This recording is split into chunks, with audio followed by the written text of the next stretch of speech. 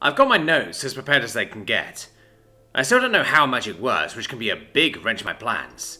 I have a couple of theories on some of it, but I need to talk to my 2 residents to get any actual information. I probably should have tried to talk with old Stavian about this, but if any of my ideas actually work, it could be way more dangerous than a dungeon with a mana battery. Dungeons don't get up and walk around, after all. When Aranya wakes up, she can feel the anticipation in the air, and even looks over at my core. Timo just tells her to have breakfast, and that I want to talk to everyone after. Well, to her and Yvonne, at least.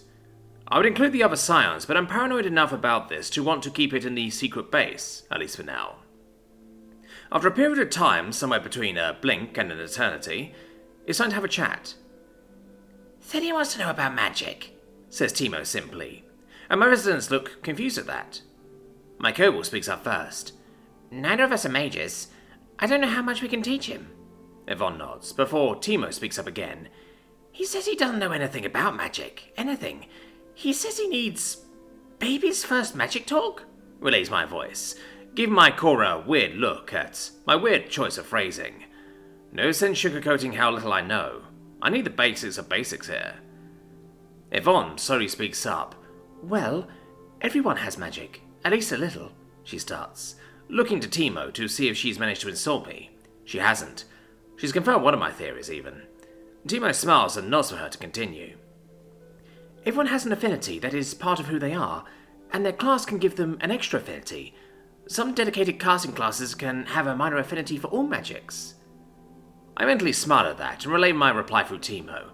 So, most dedicated casters like Rhonda and Alara focus on their innate affinity and use the class broadness to give them more utility with protections, healings and such? The residents nod, and Aranya speaks up. Most classes that use weapons will give kinetic affinity, which they use to help land and avoid blows. Yvonne nods and continues.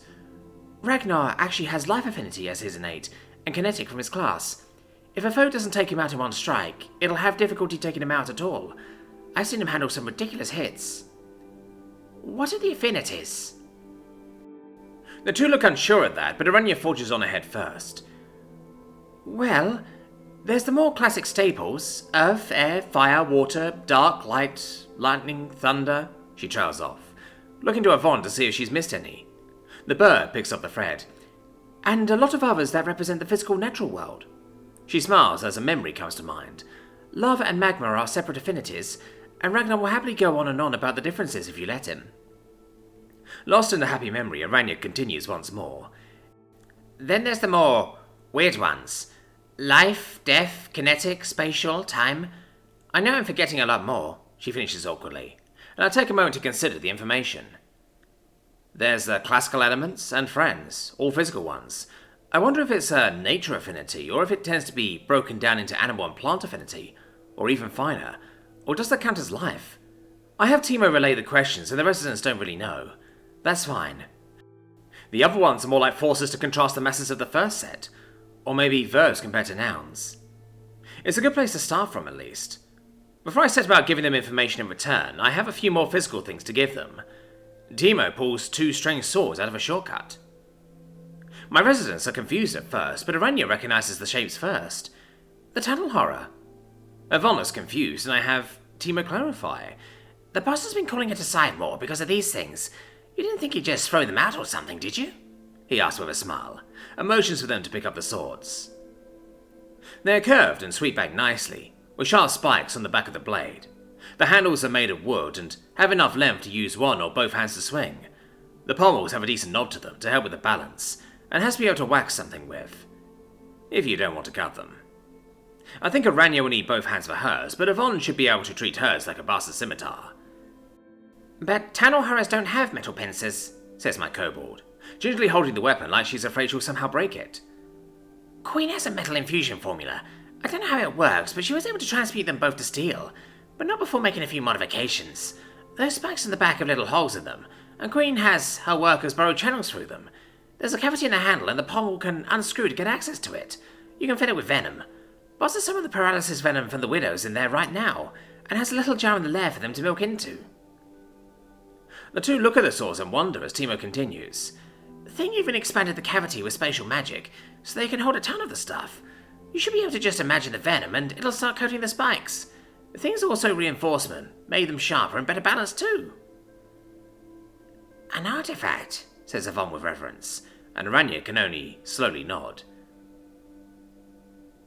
Thedium was going to give them as normal gifts to you two as something cool to have, but after that trio yesterday...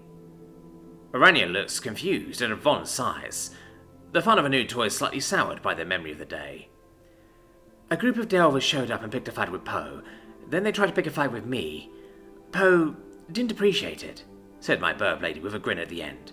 Thedium has them in a cell right now, and has an interesting punishment for them too.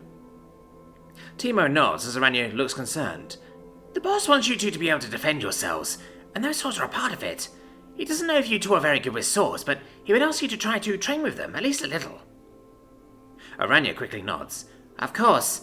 I'll never be a master of the sword, but I can at least get good enough to hit someone. If one hit with the spikes can paralyze, I don't have to actually be all that good with it for it to actually work. Yvonne nods as well. I'm better with a bow, but I've been meaning to get better with a sword or something else in melee. Arrows are terrible for stabbing with.